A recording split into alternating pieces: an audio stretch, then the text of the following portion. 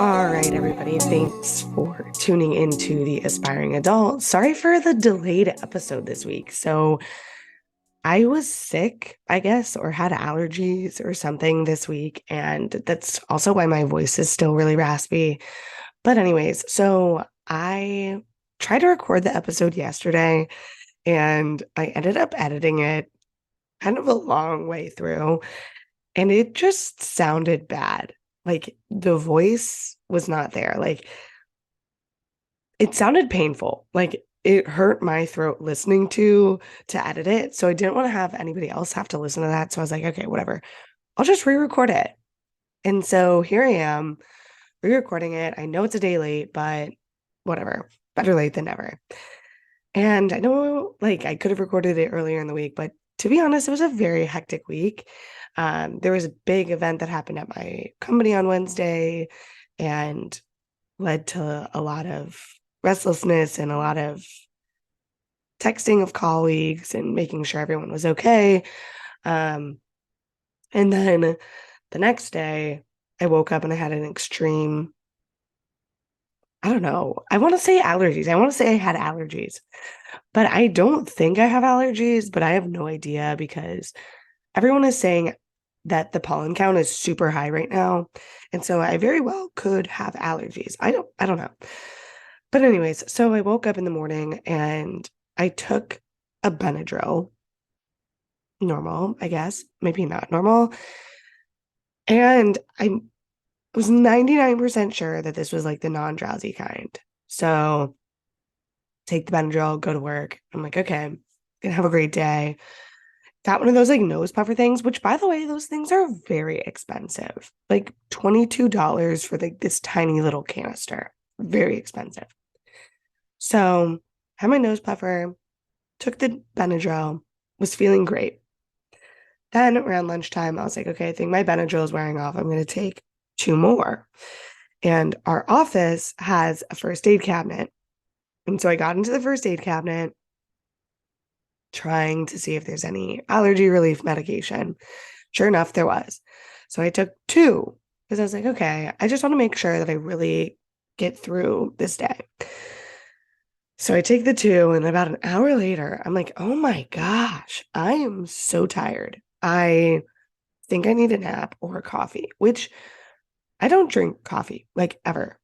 I never drink coffee unless I'm constipated or I really, really am down bad, tired.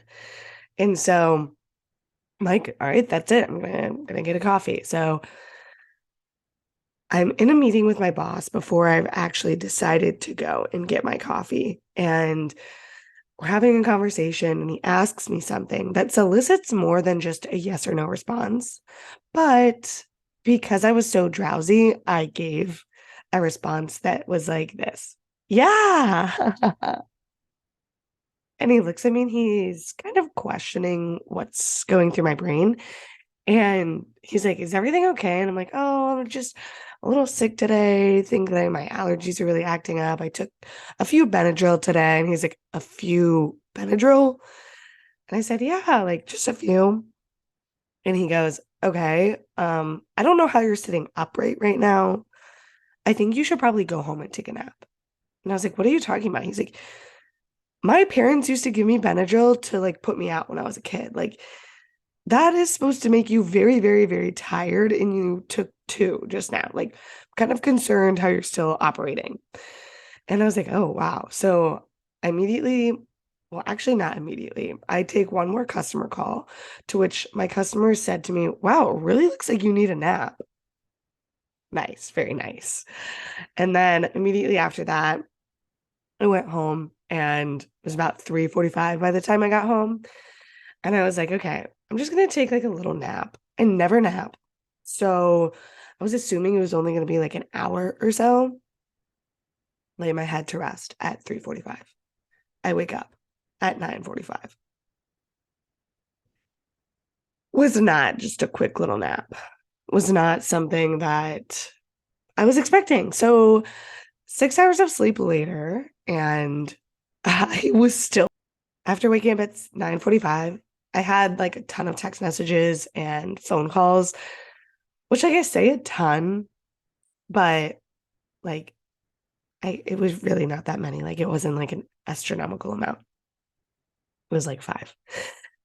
And I responded to all of them. And then I was like, oh, well, I guess it's time for me to go back to bed. So got up, brushed my teeth, took another Benadryl, and went to bed from like 10 o'clock to 7 a.m. So another good stint of time that I slept.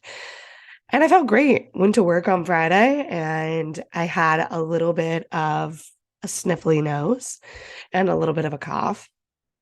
And then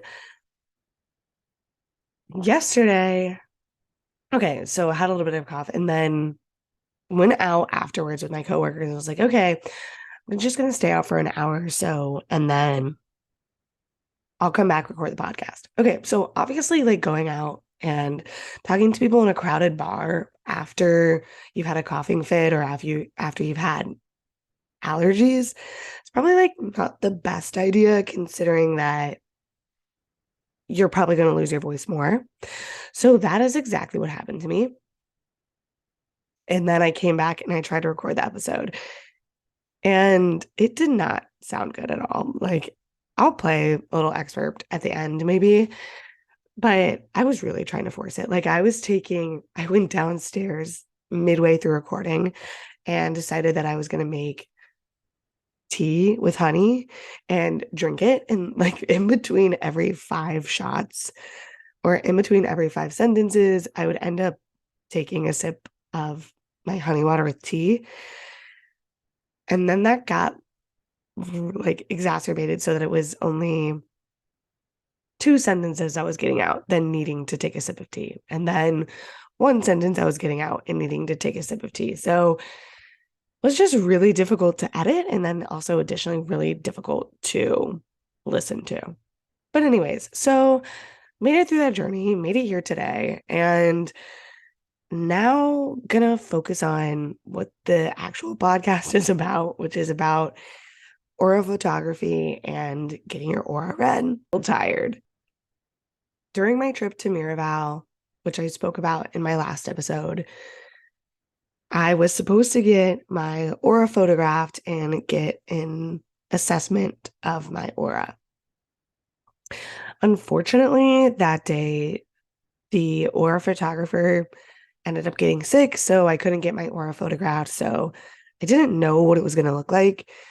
I had this kind of feeling that it was going to be blue, and I talked about that in the last podcast. And I had a conversation with my higher self where all I could see was blue. So really had this gut feeling that it was going to be blue. And then also at Miraval, I had that transformative breathwork breathing where I had that really deep weight on my chest and on my pelvis that I ended up talking to one of my coworkers about. And he told me that it was because my chakras were blocked and I was feeling like physical pain or some sort of physical sensation about it because I was so aligned with my feelings and myself when I was doing that transformative breath work. But anyway, so those are kind of things that I knew about myself going into this reading. And there's not many people that actually do these readings. So first of all, I had to drive all the way to Salem, which I'm happy I did so because Salem, Massachusetts is known for like that sort of higher extra, I don't know what it's called, like spirituality, divine energy, like spiritual connections, witchcraft, whatever. I knew that going there was probably going to be like a good place for me to get it done as opposed to actually going in Boston. Plus, there was like nowhere in Boston to go and get my aura captured or photographed, but that's a separate issue. Anyways, so decided to go to Salem, picked one of the only like aura photography studios in Salem, and it was relatively cheap. So I did two separate services. So the first service was the Aura photograph, which was just a Polaroid photo of me and my aura, and you get to keep that. And they kind of walk you through what the colors in your photograph mean. I also did an aura imaging report, which gives you your overall aura color that other people are able to pick up on and that you exude, as well as like your chakra alignment, which also is part of your aura. So those are the two services that I selected. The aura photograph, I think, was like 30, and then the aura report was about 45. So overall, like pretty cheap services individually, especially for Salem because it's a tourist destination. So I would imagine that other places have them for a little bit cheaper, but paid for them online and tried to figure out like how I was supposed to get there. So I went to Ascend Crystals in Salem, and it was a great little spot. So could pay for my services online, and then I called to see like when I could stop in because they ask when you want to stop in, but they don't necessarily book your appointment. So I called and went in on a Sunday, and it was really easy, pretty seamless, and went back immediately, got my pictures taken, and was in and out of the crystal shop within like 45 minutes, half an hour. The day started off on Sunday like really well. I was really excited to go. I kind of have my whole day planned out. So woke up, went on a run. I unsuspectedly or unexpectedly left my gym shoes or my running shoes rather in my locker at my office or in my locker room at my office. So I decided to run and go get those tennis shoes because I had left face wash at my locker room in my office and they threw it away overnight. So I was really scared that they were going to throw away my running shoes. So I decided to run to my office, go get my running shoes, and then come back to my apartment, get ready, farm on my plants a little bit. So I'm raising three different kinds of crops or plants. I don't know what the actual verbiage is, your crop is, which I feel like I should because I grew up in Ohio and it seems like something an Ohioan would know. Anyways, growing plants or fruits, or I don't know. Anyways, growing tomatoes and peppers with some of my other coworkers to make salsa at the end of the summer. So I was super excited about that because I've never really grown anything myself. I've always bought all my food from either a farmer's market or a grocery store. So pretty excited about this one actually. And then after I was done taking care of my plants as a Boston farmer that I am, apparently I put on a super cute outfit, grabbed some of my crystals, and then drove up to Salem. And on my way to Salem, I was kind of thinking, like, why why does this work? Like, why am I able to go to an aura photographer and have them take a picture of me and that displays my aura? Like, as an engineer, how does that make sense? So I thought a little bit on it and then I Googled some of it and came up with a response that it may not be 100% accurate, it may not be real, but it made enough sense to me for me to want to continue to go and get my aura photographed and continue to like pay for these services. So, what I found in my Google search was that when you get your aura photographed, it's not just a picture of you. You put your hands on these metal plates that are connected to the camera. And those metal plates are supposed to take the energy from, not take the energy, but are supposed to be conductors of the energy that's inside of you over to the camera and then also into the air around you. So I hope that my eighth grade teacher, Mrs. Wassity, absolute slay of a teacher, she was the best. But I hope that she's proud of me because I concluded that this worked because of the electromagnetic spectrum. And for those of you that don't know the electromagnetic spectrum song, it is a great song, but it came to mind when I was thinking about this because the electromagnetic spectrum is the range of light and sound and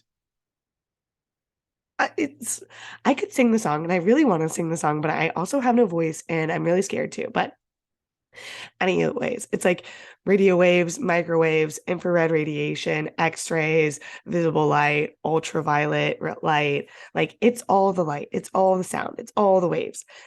So when you're putting your hands on these two metal plates, you're those metal plates are acting as conductors. And so you're translating your energy, you're transferring your energy to these conductors. And that energy is then being dispersed into the air and then dispersed to the camera.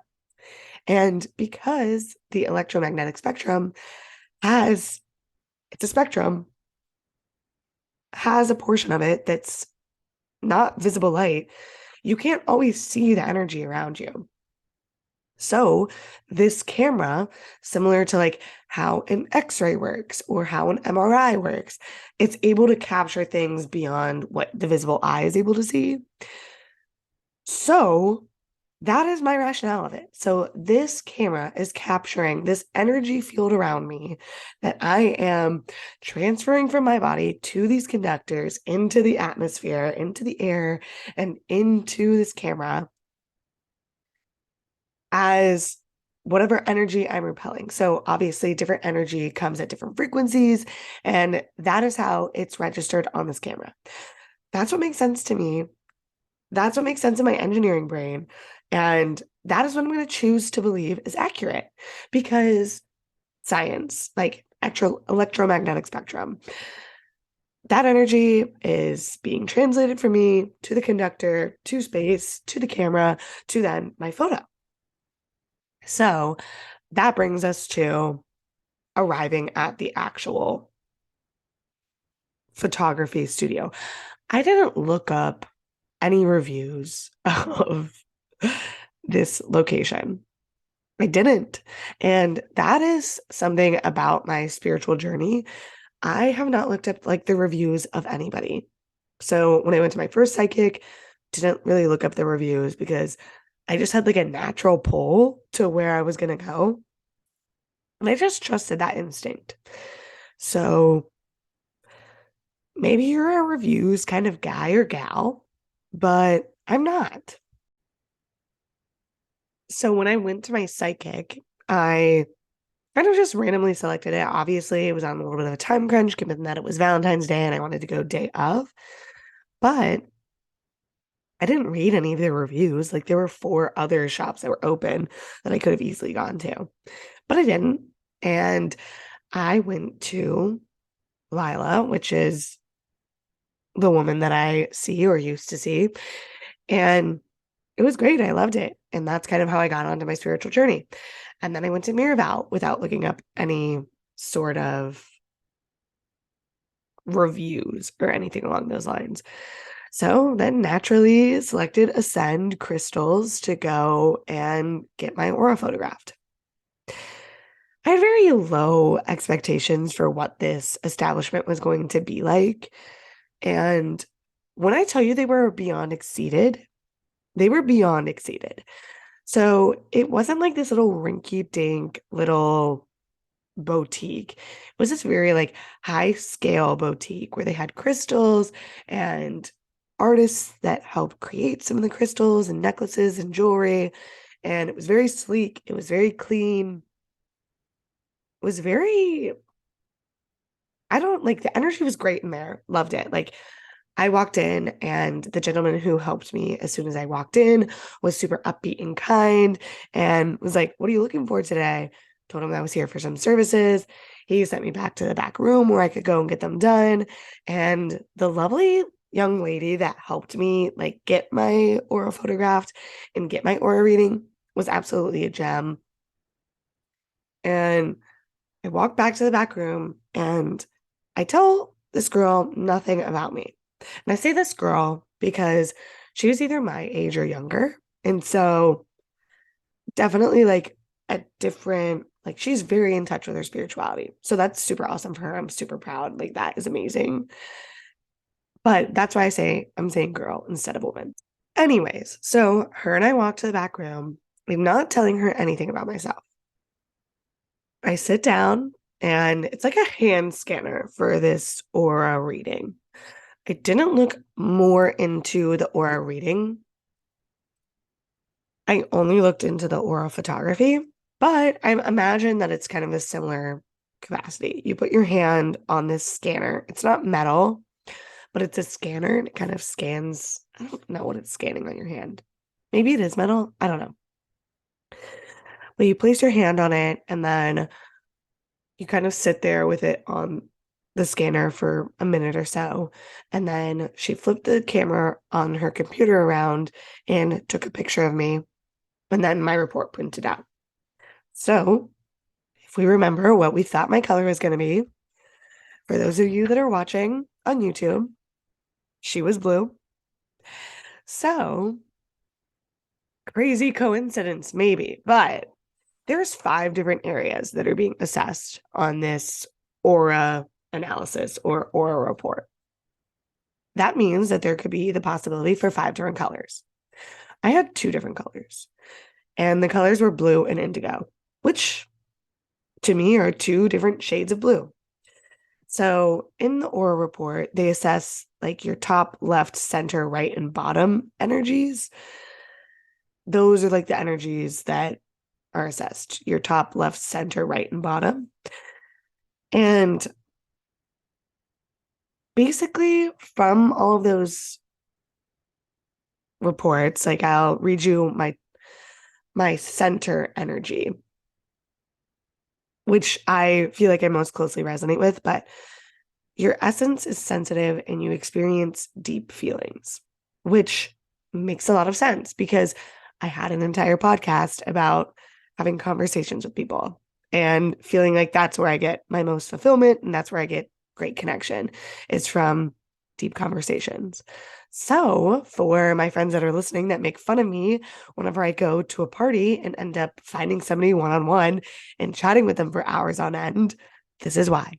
So, can't make fun of me anymore because it is my destiny. Got that read, and I was like, wow, that is pretty wild considering that I only saw blue and my aura report reading was blue. Then, with the aura report reading, you also get your chakras read, which is on the backside.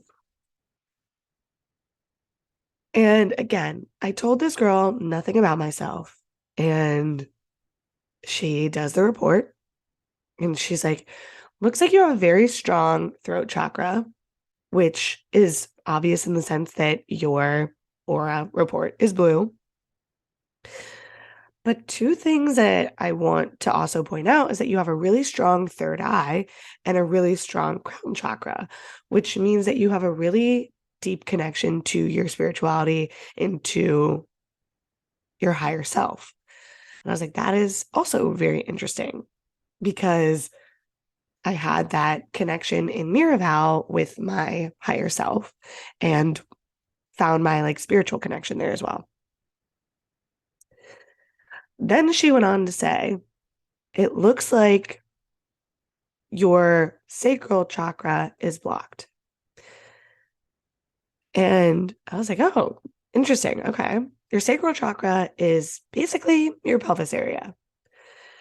And I was like, all right. And then she goes on to explain, I forget what the chakra in your stomach is, but she goes on and explains that that one looks pretty good. And then goes to explain my chest chakra, also blocked. I mean, maybe the blue aura was a coincidence, sure. But to have my pelvis and my chest, which I felt at Miraval, deep pressure on during my transformative breath work, and then I go in and have my aura report drawn. And she tells me that my chest and pelvis are blocked is absolutely wild to me. That is wild because, again, I did not tell her anything. I did not tell her anything. I did not tell her I went to Miraval. I did not tell her how spiritual I was. Nothing. So at this point, I'm like, okay, wow, this is a lot to take in. My aura is blue. My chakras are blocked. I thought they were going to be blocked. And then now it's time to take this Polaroid picture.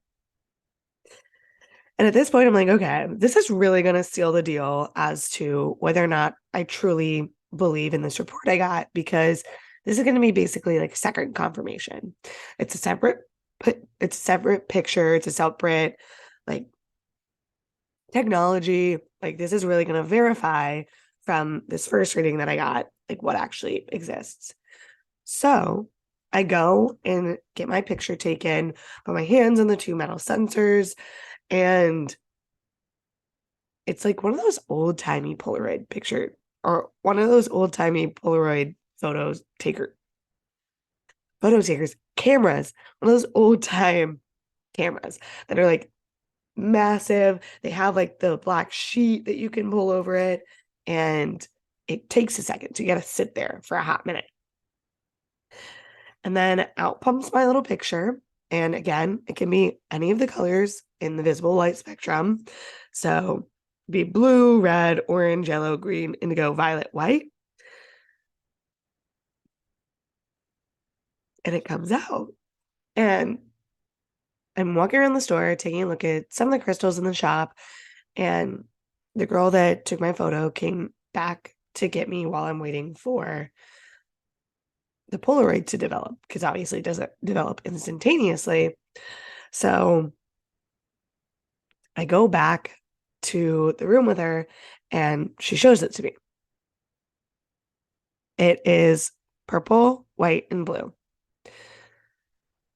So she explained the colors to me and basically said that the purple around me represents my high awareness of my spirituality, which is why my third eye and my crown chakra were so high, because I'm in my enlightenment period. I'm in my awakening, my rebirth. And it really makes sense when you think about it. So it's telling me that this is my rebirth area. And then the white above me is my higher intuition, my higher self, my spirits, my angels, if you will. And then above that is blue. So the blue is communication, it is that throat chakra energy. And she explained how all the colors are situated. So the blue energy is being conveyed to me through these spirits, in because of my spiritual awakening is something that I'm learning to be more accepting of. Okay. So I had that higher self meditation where I meditated to my highest version of myself, these little spirits, and asked them what makes me happy or what's going to give me fulfillment. And it was this blue communication. And it's what is shown here in this photograph. And again, I didn't tell her anything. So, 3 coincidences in this aura reading? I think not. And for all of the people that are skeptical of aura reading and getting your aura read, that's 3 coincidences. Like, sure, you go and get your aura read and the photo is blue. Okay, cool. Like, there's only really a select number of colors it could be. But to have my aura be blue, to have my chest and pelvis chakras, I'm forgetting the names of them right now, but to have those both blocked after feeling that deep pressure on them at Miraval, and then to have the photographer tell me that these higher spirits or my higher self is trying to communicate to me about my spirituality and communicate to me with my spirituality. those are three coincidences that are pretty major that I really just talked about in my last episode. So maybe I manifested them, but still, like, that's pretty wild. So maybe the science isn't all there and doesn't really make sense to somebody, but I'm telling you, that is the most connected I've ever felt to myself. And I highly recommend everybody to go do it because you get to learn a lot about yourself. And even if it is just like a fluke, sure, whatever, you still get to like have something cool and fun to look at and think to yourself and kind of reflect on and think, okay, is this accurate? Why is this accurate? Is this not accurate? Why is this not accurate? And I think that that's pretty cool because it's a little self assessment to kind of gauge where you're at with yourself and decide what you want to focus on. Is there a priority in your own life that maybe you haven't spent enough time on recently? It's just a good, fun, unique way of getting to know yourself more, which I think everybody likes to do because everybody likes to take like their numerology reports and take all these BuzzFeed quizzes about themselves. I think this is like a more high scale version of a BuzzFeed quiz. So, like a $35 BuzzFeed quiz. So, it's interesting. I thought it was pretty cool. And I think I will be doing it again because I learned that your energy obviously does change depending on like the time of year, your mental state. And I think I really would be interested in doing it again in about a year after doing my podcast about spirituality, learning more about it. Because by no means, again, am I an expert about spirituality or emotional intelligence or science around spirituality. I'm just here learning and vibing and having a good time with it. It's something that I've found resonates with me. And if you're able to find something that resonates with you, whether it's religion or astrology or spirituality, like that's pretty cool. And it's a really unique feeling that I always kind of missed out on during my childhood with people that had a religious background because I didn't understand and I didn't really want to take the time to understand. I was like, seems made up. You can't see it. Like, why would I believe in something I can't see? Well, here I am believing in something that I can't really physically see, but something that I can innately feel. So, here to say that sometimes you can be really wrong about your initial thoughts on either spirituality, religion, or astrology, or whatever version of the world that you choose to accept, however you choose to digest how it all comes together. It's pretty cool. Like once you choose to believe in something and choose to follow it, how much it actually truly impacts you and that you can get to reap so many rewards from it. But that is pretty much it in terms of my aura report. I think that it was everything that I thought it was going to be. And I'm really excited to continue this journey with this information that I got and kind of solidified what I thought from my time at Miraval. And I'm just really excited. Like, this is awesome. So, thanks for listening. And I will see you next week on The Aspiring Adult.